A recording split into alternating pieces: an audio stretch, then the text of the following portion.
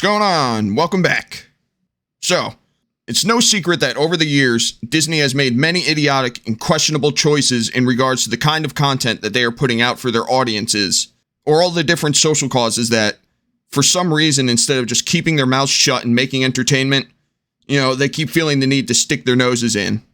And sometimes have even gone so far as to try to pick a fight with an entire state's government over what laws they enact within their own borders. And much to the dismay of their potential customers, this is all done in the name of wokeness, the massive hill of insanity that Disney is fully prepared to die on. It doesn't matter if the customer doesn't want any of this garbage. I mean, they could care less that the customer just wants a couple of hours of escapism and fun, completely free of real-world politics and social issues. Oh no, they only care about injecting their own agendas and ideologies into their content in the hopes that they can completely warp the future generations. And the clown at the top of this mess is Bob Chapek, Chief Chrome Dome, the bozo who just seems completely incapable of doing anything smart for the company. And you're not going to believe his most recent, and possibly even his most moronic take yet during a recent interview. Let's check it out. Bob Chapek denies Disney has become too woke. Let that sink in for a minute. The company survived for 100 years by catering to its audience, and it's going to thrive the next 100 by doing the same. My God, I can't believe the nerve of this guy. The complete lack of self-awareness and pure denial is absolutely insane.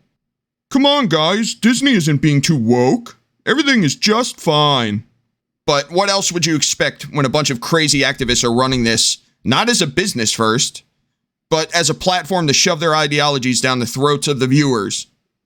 Despite the numerous, various, ever-growing, and near-unending examples to the contrary, Disney CEO Bob Chapek has rejected the notion that the House of Mouse has become too woke, instead arguing that the company's recent slate of political and creative decisions are simply a result of their following the same long-term key for success they always have: catering to our audience.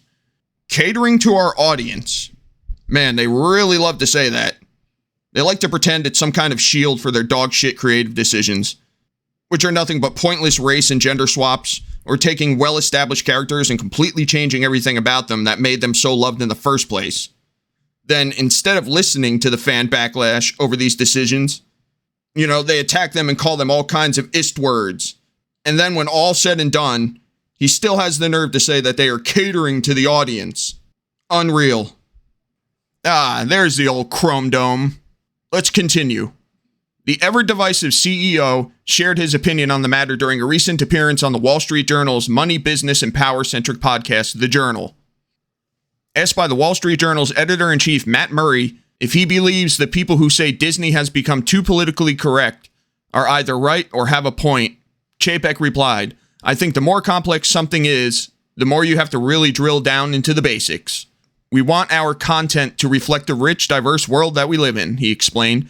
Again, I guess that's another way of saying catering to your audience. There it is again. But the world is a rich, diverse place, and we want our content to reflect that. And we're so blessed to have the greatest content creators, and they see it similarly, the CEO continued.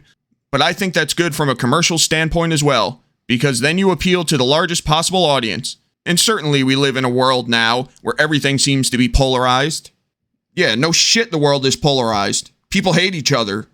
So maybe you should probably try to stop injecting your own politics into your movies and TV shows while trying to disguise it as just being diverse, so that you're able to throw buzzwords at anyone who has a problem with it. To this end, he asserted, I think we want Disney to stand for bringing people together, and I think we'll do that by diverse stories and diverse characters. Murray then specifically inquired of Chapek what he thought. Your role as CEO of this gigantic company is very specifically on that storytelling front, particularly as it related to his role in shaping the messaging of Disney's productions.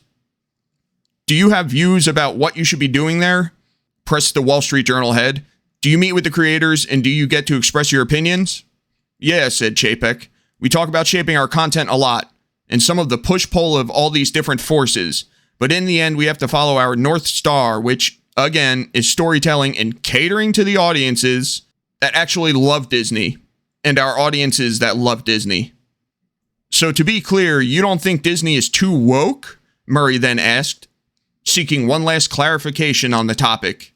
I think Disney is a company that survived for 100 years by catering to its audience, and it's going to thrive the next 100 years by catering to its audience, affirmed Chapek in turn. If he says that phrase one more time. Alright, so that's enough of this. He just continues on for a bit longer, saying the same nonsense about diversity. And he even tries to defend why he decided to stick his nose into Florida's parental rights and education law. So this here is when he's asked if he learned any lessons about getting involved in the Florida parental rights and education law.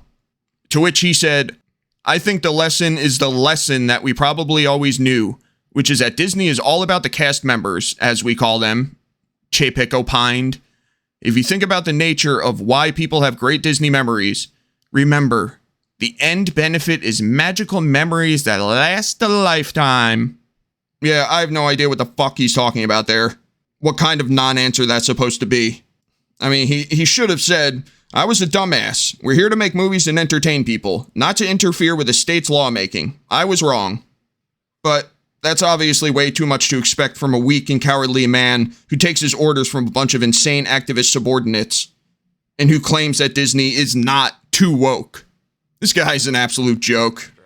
I mean, don't forget, even Bob Iger said hiring Chapek was one of his worst business decisions. So, yep, there you go. That's about it. Let me know what you think of this clown's words in the comments down below.